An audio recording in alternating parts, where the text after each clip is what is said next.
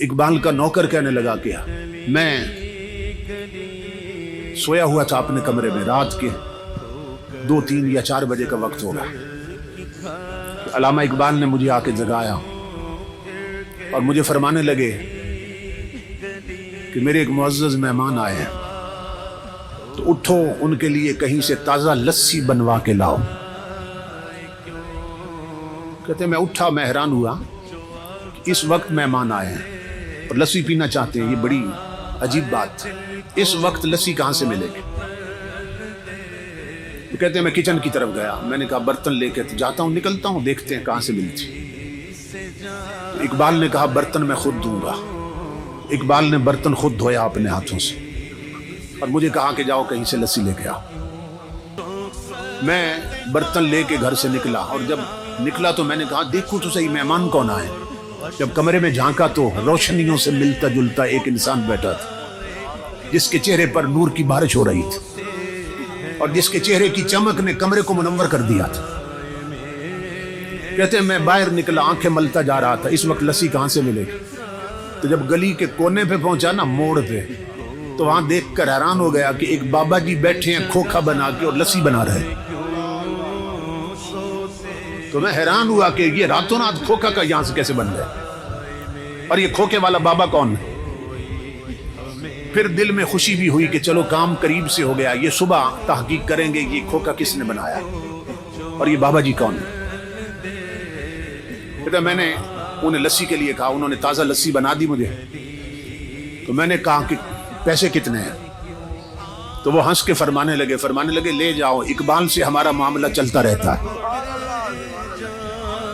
तो मैं हैरान हुआ कि ये बाबा जी इकबाल को भी जानते हैं। खैर मैं लस्सी लेके आ गया। इकबाल ने बर्तन मुझसे पकड़ा और अंदर मेहमानों को पेश।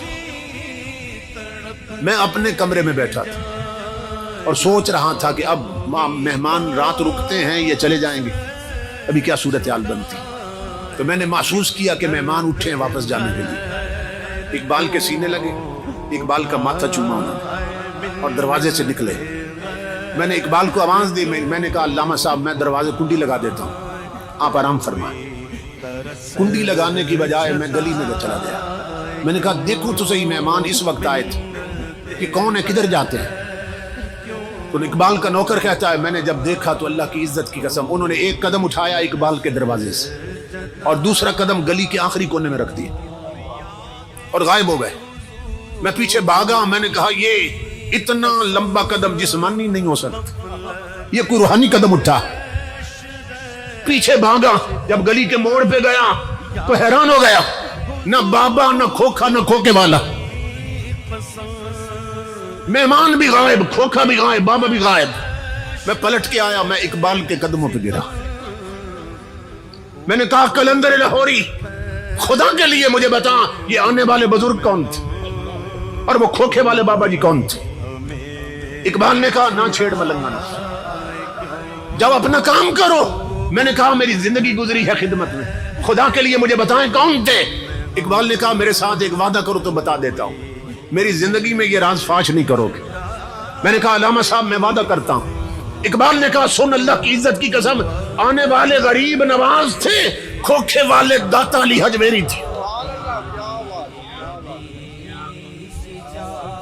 इसी पर इकबाल कहता है फना कैसी बका कैसी, जब उसके आशना ठहरे, कभी इस घर में आ निकले कभी उस घर में जा ठहरे।